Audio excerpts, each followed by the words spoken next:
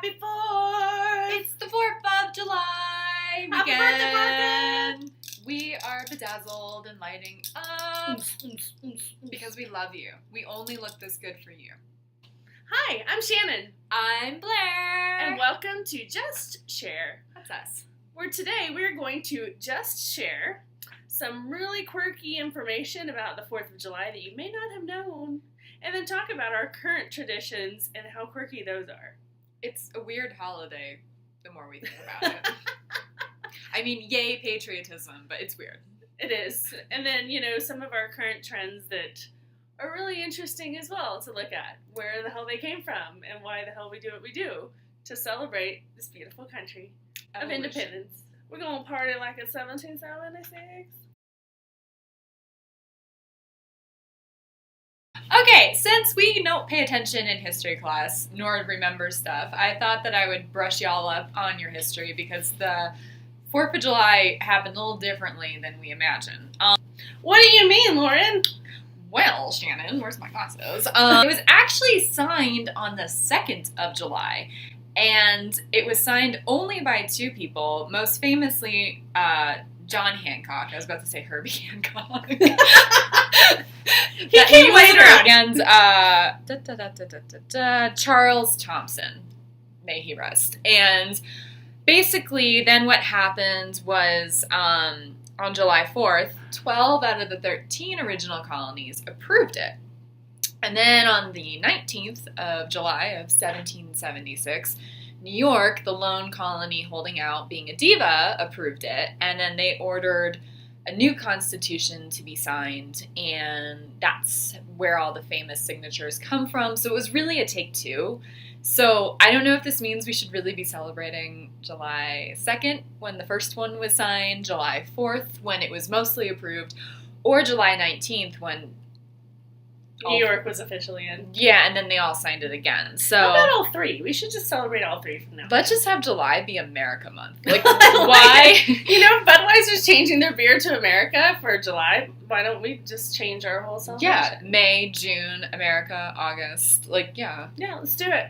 Yeah. America month. Happy America month. Oh, right. And this is actually a creepy holiday. Bet you didn't know that. Don't let the dress spoil it for you.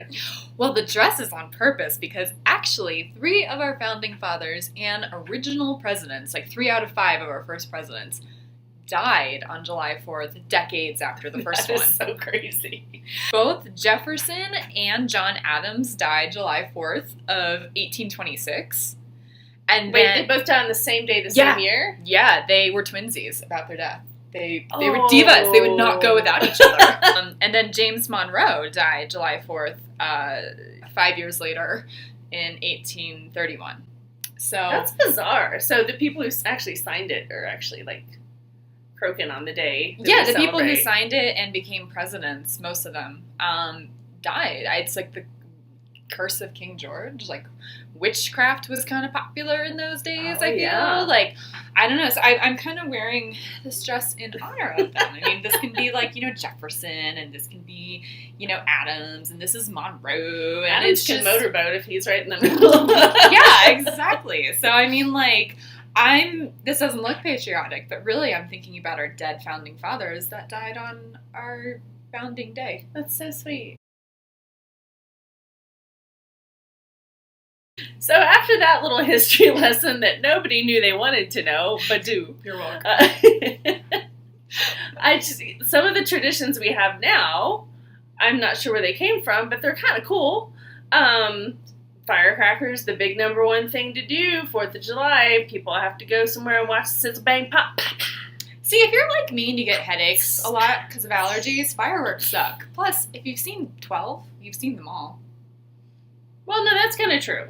Like, I do like going to see them, and I do like when they put the music to them. I think that's really cool. But I do think they last too long sometimes. It's like, there's probably the sparkly one, and then you have like the your neck, depending on your view. Yeah. And no, I tend to be like this. But I'm going to be like this. And then we got lots of, like, handheld fireworks, which sounds dangerous, and they often are. But, like, sparklers. Let's put fire in our hands. I'm a little afraid of those. I love sparklers. Why? I'm afraid of fire. I'm weird. It's one of my many lists of fears. But yeah, I don't know. Or like the snakes. What the fuck is that? The charcoal. I love those. When we were kids, that's the only thing that our parents would let us do. Yeah. Like the charcoal snakes and watch them go. It's like a coil thing. Like that's all the ash did was like coil up. And then it would kind of just punk out.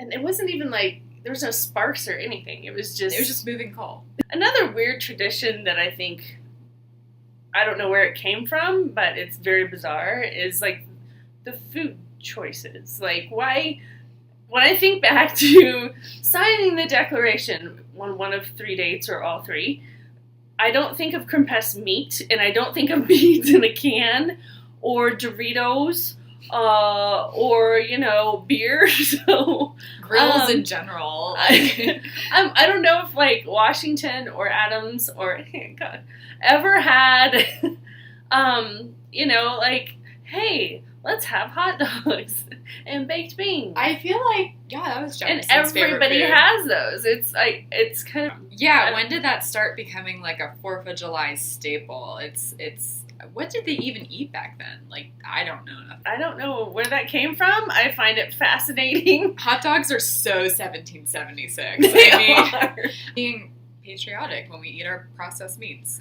4th of July and America's independence. Like, you would think that we would be represented by something fancier because we're so into our fucking country. We should be having sushi and like caviar. Ooh. Because like everyone's like, America's the best. So like you would think we'd have the best foods. Well, no. Maybe what we should have in America, since we're a melting pot, is a plethora of items. You could have sushi. You could have like some sort of curry dish. You could have spaghetti.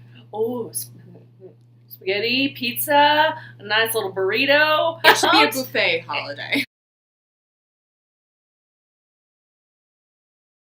Yeah, it's weird that in addition to food and fireworks, there's no carry-ons from 1776. Like, no one's getting their feather pens out and signing shit. Like, that would be the most patriotic thing we could do. And figure this out. Nobody's even making John Hancock jokes. I mean, that is the easiest of all the jokes about the founding fathers. And yet, on the 4th of July, we are being terrible patriots by not saying Hancock. Yeah, could you please hand me your cock? Or another weird little quirky tradition is clothing choices for the 4th. It seems that a lot of people defer those. It seems like a lot of people like things very short and very revealing. And I don't know where this came from either. I don't know if, Washington or Adams or Hancock walked around with tank tops and Daisy Dukes and some flip-floppies, flippy-floppies, some jorts. With their wigs. Exactly. You should be in pantaloons and capes. Cloaks. Yes! Oh my gosh. Because that's patriotic, cloaks. Okay? They did that on I would wear a July in 1776. We can too if we love our country. Okay, so that's what we're saying. If you love your country, go get a 4th of July cloak.